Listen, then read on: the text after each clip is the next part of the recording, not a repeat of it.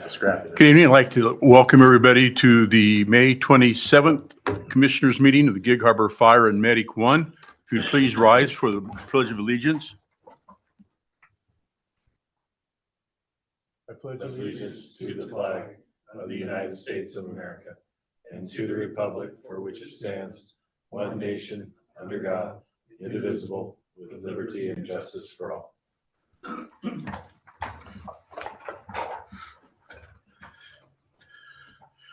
Approval of agenda.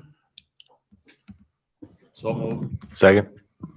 Got a motion and a second. Roll call vote, please. Commissioner Nelson, Yes. Commissioner Urvina, Yes. Commissioner Wilsey, Yes. Commissioner Sudich, Yes. Chairman Enzi. Yes. Any commissioner absences coming up that we're aware of? Okay. Communications? Anything? No. Okay. Approval of minutes from the May 13th meeting. So moved. Second. Have a motion and a second. Roll call vote, please. Commissioner Nelson, Yes. Commissioner Urvina, Yes. Commissioner Wilsey, Yes. Commissioner Sudich, Yes. Chairman Enzi.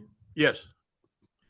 Accounts payable and payroll approvals. I move that we approve accounts payable checks 1680 through 1720 and 1732 through 1770. Payroll checks 1721 through 1731, along with ACH payroll transfer amounts totaling $2,394,598.94 as outlined in the agenda. I'll second that. Have a motion and a second. Roll call vote, please.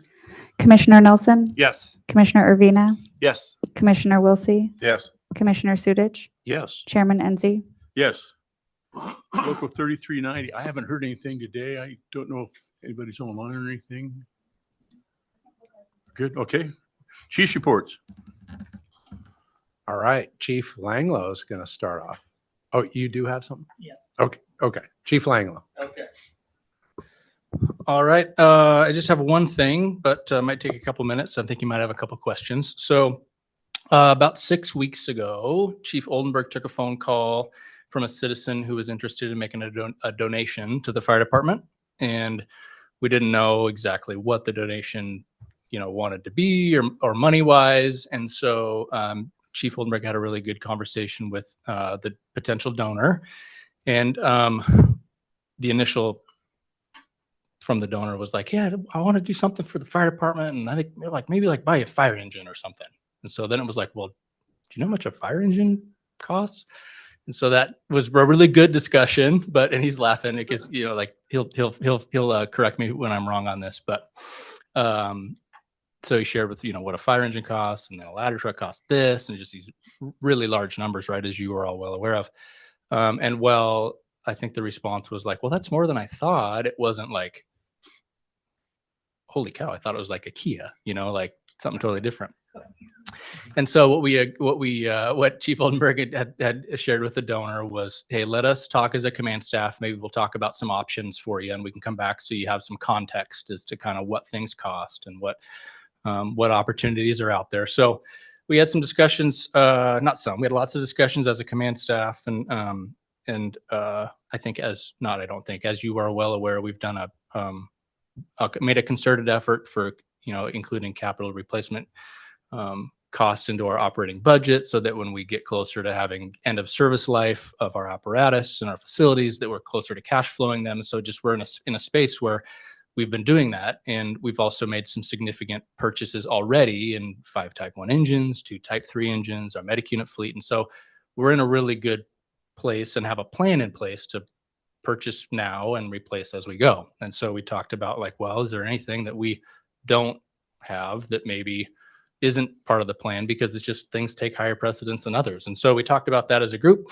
and where we landed and wanted to bring it to this body here, now that we've had it a little more kind of vetted and talked to the donor, was a fireboat.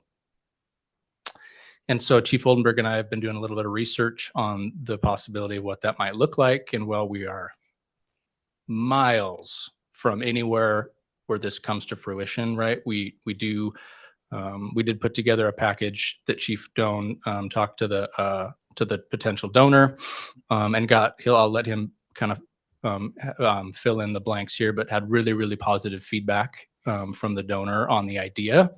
And so we're going to continue more discussions with the donor. Wanted to bring it to this group, though, so we could get some feedback and some questions, because what we don't want to do is head down a direction that is different or in an opposite direction than what the board wants to do, right? We wanted to get a little more meat onto the bone, per se, to have some of those discussions before we brought it to you, so we could have a meaningful discussion now that we're talking about it.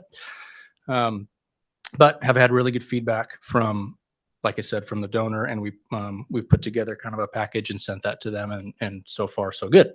So that's kind of where we're at, and what we presented to them. We had talked about presenting, like a buffet of sorts of options, but we kind of felt like that might be a little overwhelming, and like, well, what's the most? You tell me what you need, not I don't know what you need. And so we said, hey, let's do this. Let's have a conversation with them, and then if we want to pivot or make changes, then we can do it together. And so presented that option to them, that idea to them, and got really positive feedback. So wanted to bring that to you tonight, and be happy to answer questions. Chief Doan, please feel free to fill in any of the blanks. Chief Oldenburg, I'd imagine you might have some questions, so we're happy to answer whatever I can. Other than to say that that the donor was really wants to remain anonymous. Is there preference from being a public spectacle of any one thing? So Yeah. So I contacted her to have a conversation. Chief Oldenburg and Chief Langlow, we went to look at some boats to get the cost, how much it would be. They've been working on, we don't want to get a donation and then not be able to afford the operational costs, right?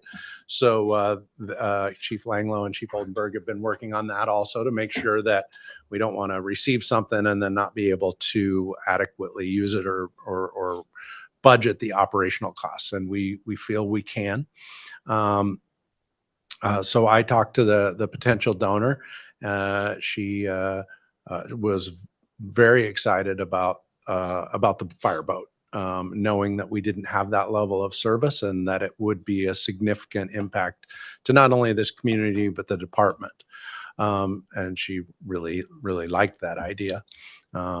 She asked for a number, and I gave it, and she said, "That's the number I was thinking." So I gave her the number of $700,000, because the boat, I think, was initially around 650-ish. And she was very open to that number. She said she needed to do some other financial meetings in the next couple months, and she would get back to me. So again, we're at step one of many steps, but we didn't want to go any further than where we are right now without informing you, because we didn't want to go to step 2, 3, or 4, and then for you to say you're not buying a boat, right? So that's why we're here today. Again, we don't have a lot of answers other than the 650. We also do believe we can afford the ongoing maintenance and operations of it, and we can budget for that. The boat wouldn't be here for a few years, so we have lots of time. But we also didn't want to get sideways, or we didn't want to be heading down a road that you were adamant that we don't head down. So we'll just pause there. Again, I know there's probably more questions than answers, but that's where we are to this point. Yes. Question, Sorry. The boat, is it similar to West Pierce? I'll have to let you guys answer that. yeah, it's I would say it's similar for sure. Yeah, we have there's one of the steps, right, is like we have a bid process, and so we have to design a boat specification and what it looks like. But yes, it would be very similar in the like hybrid rescue fireboat type operation. Yep. Is it a safe boat? Is it a safe boat? Is it a safe It boat? is. That is one of the vendors that we got a quote from. But there are a couple vendors locally, and so it's very similar in that the one of the places we toured was Life Proof Boats. They're both made out of Bremerton, and so they're very similar in scope, for sure. do we have any idea? I mean, I'm assuming if this comes to fruition, I understand that this is very preliminary Sure. right now, and there's a lot to go. Are we thinking more in Gig Harbor proper somewhere? I mean, obviously that's where moorage exists. Okay. Yes. Yeah. I think that operationally, we would certainly want spend some time confirming what the best location would be. But I certainly think that the leading candidate would be where the largest number of Yeah. asset and value is in the organization. I mean, there's not really any other commercial moorage space in our response area other than in the harbor proper, right? Yeah. Nothing of any significance that isn't already. Do we know what the sort of ongoing cost would be for moorage, for example, or is that part of what we're going to figure out going forward to make sure we can do this? Yeah, the answer is yes to both your questions. Yes, we do have an idea of when we were building some of the operational costs. We'd asked the vendor to provide us with some general idea of operational costs of a boat like this, and they did that. They also included not ongoing, but they also included replacement costs amortized over the life of the boat, which would fit right into our capital. So that's included in the annual cost. And then I made some contacts that I have locally with moorage, and that's built in there too. Yep. Okay. And nothing so far is making you say this is completely unreasonable. No, quite the opposite, actually. Okay. Yeah, very reasonable. Have you talked with anybody from the police departments how they, with regards to their boat, as far as getting ideas on cost, upkeep, what it's cost for their boat? Yeah, not specifically yet. What absolutely questions we want to have with the PD, with West Pierce, with other places that have boats. We wanted to have this discussion here first before we have them with them, and then this group finds out that we were having those outside of this. So, okay, so silly. I don't know anything about firefighting, obviously. Question, but how would you man that? yeah, so I mean, there's different agencies do different things. Commissioner Wilsey would be able to certainly speak specifically how Tacoma mans their boat. West Pierce, and I can speak generally how they man it, and probably how we would man it is that it would be cross-staffed with one of our engine companies. It would be, we'd have an engine company that would be cross-trained in it, so we'd have minimum staffing per day, and then if there was a boat call, we'd have pilots that would go from whatever engine company or engine companies, one or two engine companies that be checked off on the boat. Yep. Okay. Yeah, thank you. I just was wondering if it's I would in encourage 51 you or your boat. yeah. Your boat's just a regular station. I would encourage you to move forward with this. I think it's a great idea. Many years ago, this was discussed, and we just didn't have the money. I mean, it was simple as that. I think this is a great idea. You got my vote, unofficially. Outboards, Yes. that's the only recommendation I would make. Yes. Speaking of, I was gonna, looking specifically at you, Commissioner Wilsey, because you have more experience than I or us on this, and if you have anything we haven't thought of, or anything we need to do a little bit more in our due diligence, or it sounds like advice. a great opportunity, and it's upsetting to me that Gig Harbor, we haven't had a fireboat because there's been such a need. I mean, we've had more recreational fires, I think, in the harbor than anywhere else in the Puget Sound over the last few years.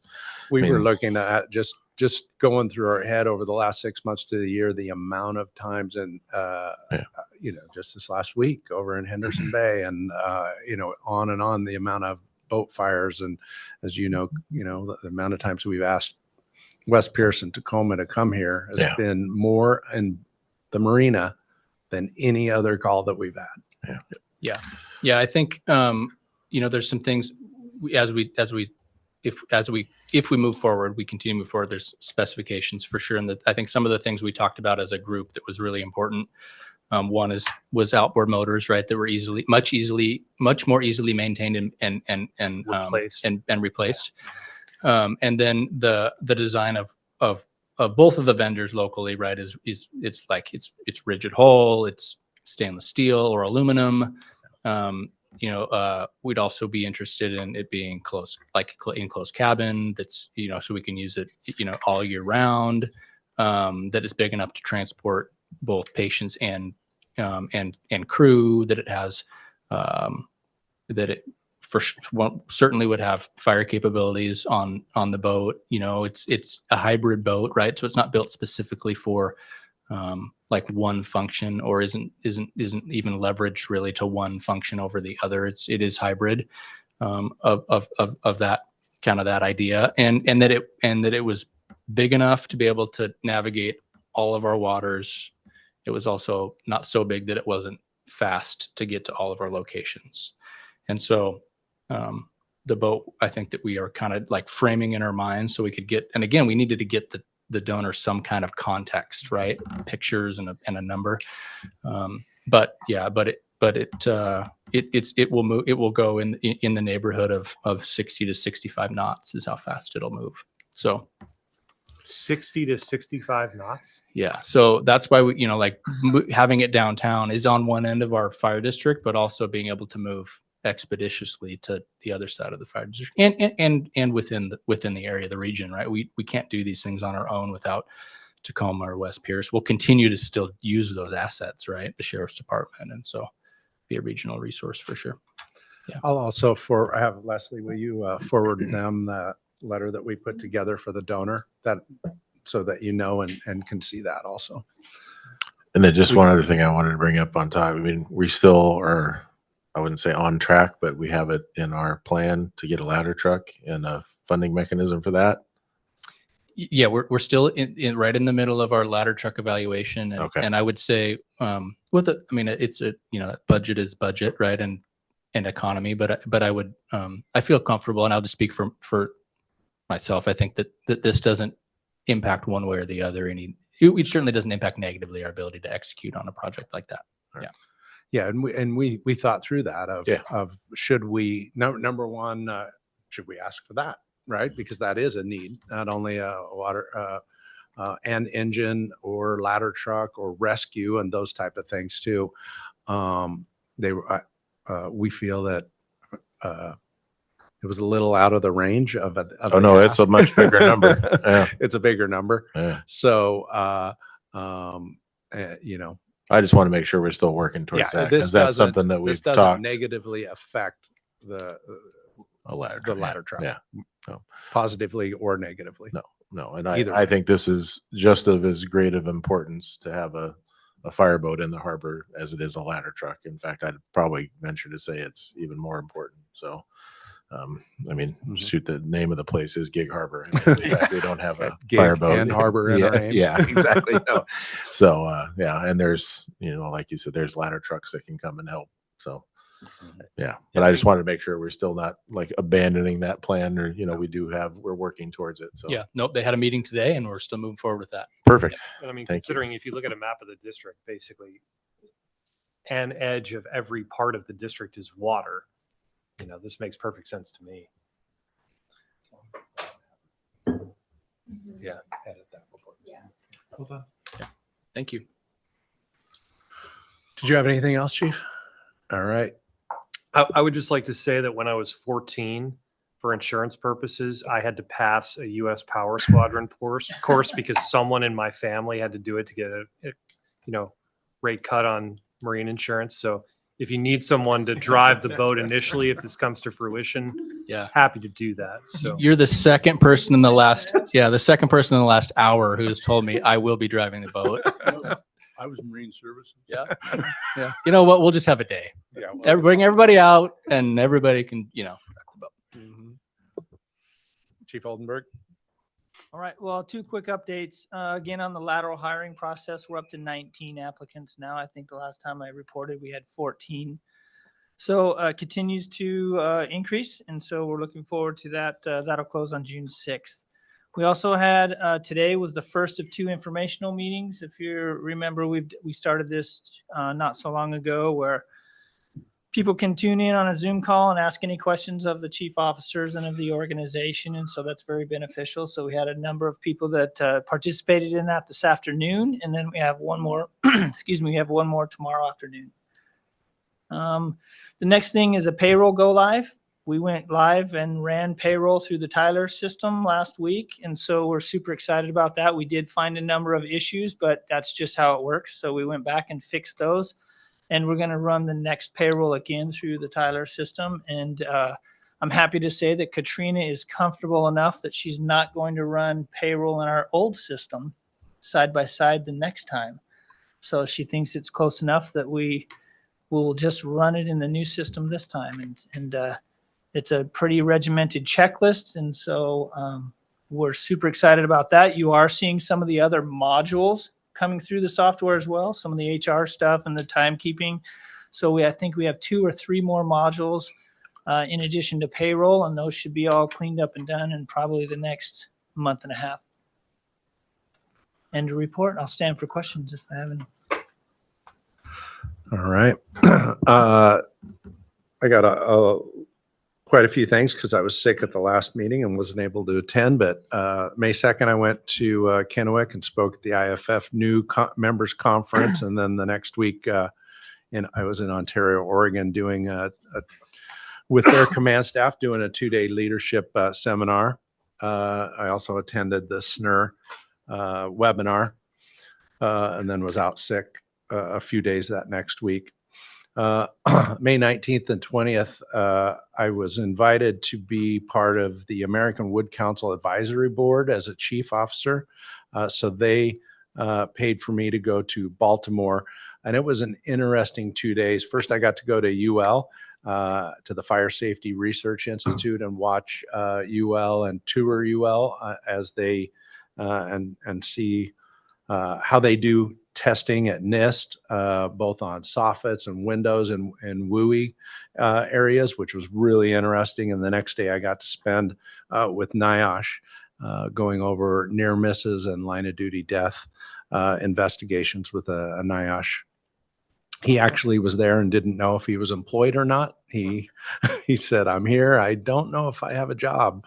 He had to resign, and then he was told they needed, but he didn't know. And that was a little interesting also. Last Thursday and through yesterday, I was in Boise visiting my parents and took a few days off. Today and tomorrow, I did the lateral information meetings. Tomorrow I'll be at Bates, where they're doing a ribbon cutting for their new training facility. So I'm looking forward to seeing that groundbreaking. Or it's groundbreaking, sorry. Not ribbon cutting. Friday is our luncheon with Craig McLaughlin over in Fox Island. And then Saturday, we're having a Station 53 open house out at Fox Island from 9 till noon. So I'll be out there answering questions, and we're getting prepared for that. Next Monday, I've been invited to the Pierce County Council meeting on June 2nd. Pierce County Council takes their meetings on a road show, and this is the 7th District's meeting, and they're going to have it on Fox Island. So I've been asked to come and speak at the beginning of that meeting. I don't think the place has been set yet. It's the Heart Church. Oh, I just confirmed this afternoon. okay. So it'll be at the Heart Church, and I have been asked to attend and speak there. Saturday, June 7th is obviously the Gig Festival, which I will be in and then judging. But I'm going to pause there for just a moment. And Chief Oldenburg and Chief Langlow have been working with Gig Harbor PD, and they have incident action plans already created. So for the first time ever, we'll be putting a unified command and putting an incident action plan together before the event. And we're excited about the great work and the willingness of Gig Harbor PD to partner in this. So I'm excited about that. Tuesday, June 10th, Councilmember Jenny Wook has an open house that she has invited me to come and speak at. That is about it. The only other things is, as you know, we got elections this year, and Commissioner Urbina didn't have a contest for the open seat. There's 3 people. All 3 of them have contacted me. I've encouraged them to come to this meeting, to contact you, to contact the union, and or to watch the meetings online. So I have spent some time with all 3 of them, telling them as much as I know about the job and our department. And then also encouraged them, like I said, to meet with all of you or contact you or come to the meetings. So that's coming obviously this year.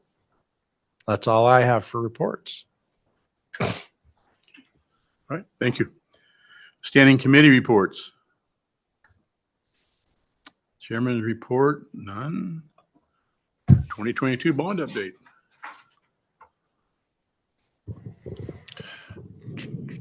Well, good evening. Kind of the same old report for 53 and 57. We're still working through closing out paperwork. We do have a final punch list walkthrough on Friday at 57. So the end is in sight for that project. The training campus, obviously Pease Construction is doing a great job moving forward and keeping everything moving forward. Late this week, early next week, we're actually having the fire line and the hydrant work done. So with the project, we have to add 2 fire hydrants. They're basically for use at the tower, and then it's the tie-in to the system for the fire sprinkler system for the support building. So that's taking place. Big step. The support building, if you haven't seen it, and the blinds are closed because we have this bright orb in the sky today and this week. There's quite a bit of progress that's happened down there. If you get a chance, drive through the back parking lot at 58 and take a look. So everything's sheeted on the main classroom side. They've started the work on the apparatus bay. So in the next week, that'll be probably completed. So it'll actually look like a real building. Switching to the tower side, electrical and plumbing rough-in are happening in the suspended slab for the first floor. So that is a pretty big milestone. That pour is actually happening. The electrical inspection for all that rough-in is tomorrow. And then the slab pour is the 29th or 30th. It just depends on weather, but it looks like we have good weather all week. So they will probably get it done on the 29th. And then that has to cure for a few days before they do some relief cuts in it. But another milestone for that building is getting that first floor in. And once that floor's in and we get there, you will see some pretty quick progress on CMU walls. Those go up quickly. There will be a little delay in them because all of our piping is inside of those walls along with a lot of rebar. So there's a lot of coordinations happening now to make sure that that work gets done. Station 50, you have seen it. We're working through a short punch list. Pease has pulled everybody from this building down there to get ready for this pour this week. But the couple of people that are doing that finish work up here will be back to finish. And then the office furniture has been ordered. We're just waiting on it. So everyone's kind of just in their office, has a desk and still has some boxes in there. So Station 51, the much talked about project. Last Thursday, we received back permit comments from the city. The comments were not extensive. A lot of them were just adding notations to pages, and multiple of that same comment or changing a notation. I fully expect to be done with those by the end of this week, if not early next week, and returning those to the city, and hopefully with no real comment on structural, mechanical, frontage stuff, that project will really start moving along.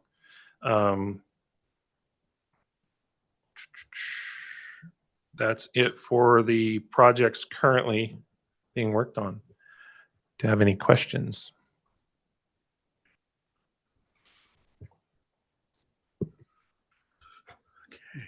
I don't see any old business, nor do I see any new business. Open public comment. If anybody has anything you'd like to bring to this board, we'd ask that you state your name for the record, and you'd have 3 minutes. No? Okay. Anything good of the order? Okay. Special interest in upcoming events. We went through most of these already. Friday, 11 to 2 is the appreciation luncheon on Fox Island by Mr. McLaughlin. Saturday, 9 to noon, Station 53 open house. The spring conference in Chelan is June 6th through the 7th. And then Pedments Recreation Center ribbon cutting ceremony on Tuesday, 6/17. The gig's the same weekend as the spring conference as usual, right? Yeah. Okay. All right. Anything else for anybody? Okay. Hearing nothing, we stand adjourned.